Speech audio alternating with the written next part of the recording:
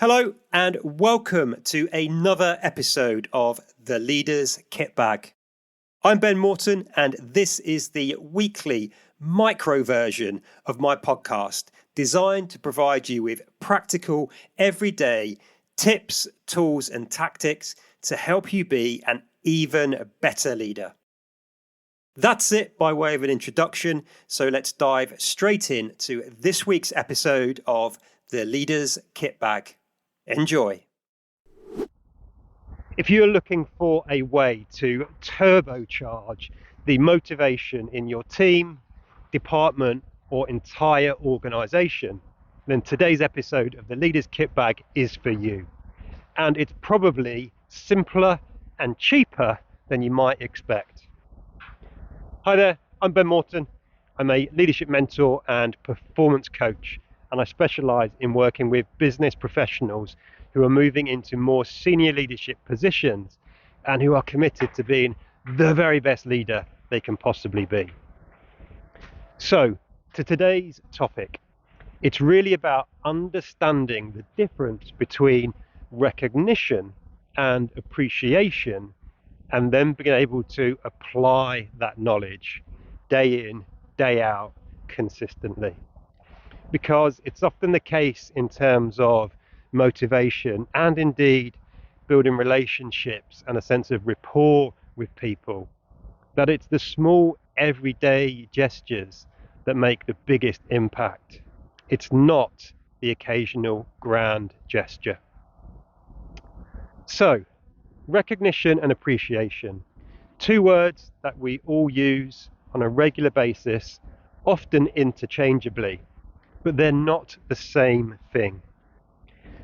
Recognition is about some form of reward, monetary or otherwise, could simply be praise as a reward, that is related to what people do or deliver. And the research says that when people feel recognized, i.e. recognized for what they do, their productivity and motivation increases by around 23%, which is significant, right? I'm sure we'd all love to have 23% more productivity from our teams. Appreciation, on the other hand, is about when people feel appreciated for who they are, not just what they do. So it's about seeing and appreciating the human, the person in front of us, the person who works for us, the person who gives blood, sweat and tears and goes the extra mile for us or for the organization. Appreciation is much more fundamental and much more humanistic. And again, the research says that when people feel appreciated, their productivity and motivation goes up by around 43%, which is huge. Now, how do you do it? Well, one of the simplest ways that I have seen proved time and time again throughout my entire career is by simply, as a leader or manager, taking the time to send some handwritten letters or thank you cards to the people in our team. It's about looking for opportunities to catch people doing things right, looking for opportunities to see and appreciate the people in our team, right? People often say it's the thought that counts. It's not true. It turns out it's the effort that counts. The motivational impact that comes from sending someone a handwritten card, note, or thank you card is disproportionate to the time and effort it takes. I've spoken to people who have still got thank you cards from a previous boss 20 years on. People keep them. People's eyes light up and their state changes when they talk about a particular boss and the thank you card that they sent. And it really is about the effort that counts, right? Sending a handwritten thank you note, buying it, finding a nice pen, takes much more effort than simply typing out another quick email to say, hey, Thanks for all your work this week. Really appreciate it. And there's a novelty factor to handwritten notes as well. We rarely get them other than maybe Christmas time these days. So there's a real novelty factor there. Even more so if the handwritten card is delivered to someone's home address.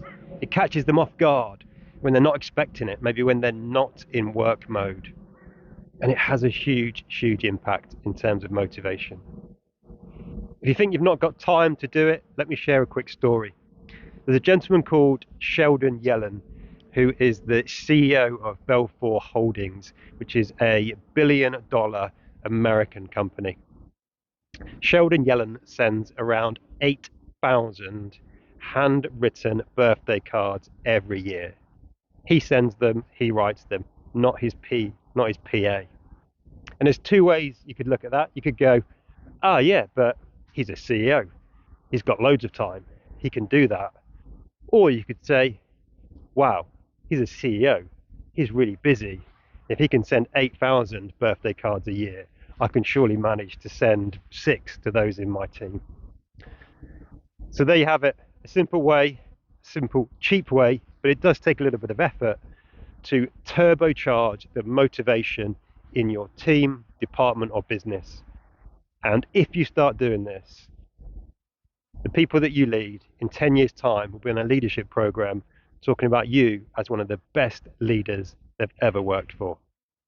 I know that's the case because I hear it every week on my leadership programs. Hope it's been useful. As always, look after yourself. Look after those you've got the privilege and responsibility to lead. And until next time, lead on. Before you leave, let me just highlight one more free resource that I've got available for you. It's the Ben Morton Leadership Community over on Facebook, which is my private Facebook group where I share exclusive content. You can ask me specific and direct questions and also join the live coaching, mentoring and masterclass sessions I regularly run there. You can join by clicking on the link in the show notes or just search for the Ben Morton Leadership Community over on Facebook. And before you go, I have one small favour to ask of you.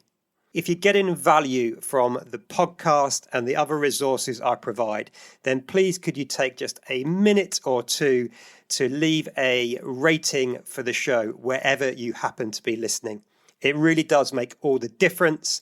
And it truly does enable us to keep bringing you more and more episodes of the Leaders Kit Bag and the full-length main podcast interviews with CEOs and leaders. Thanks so much for doing that. I truly appreciate it. Thanks for listening. And until next time, lead on.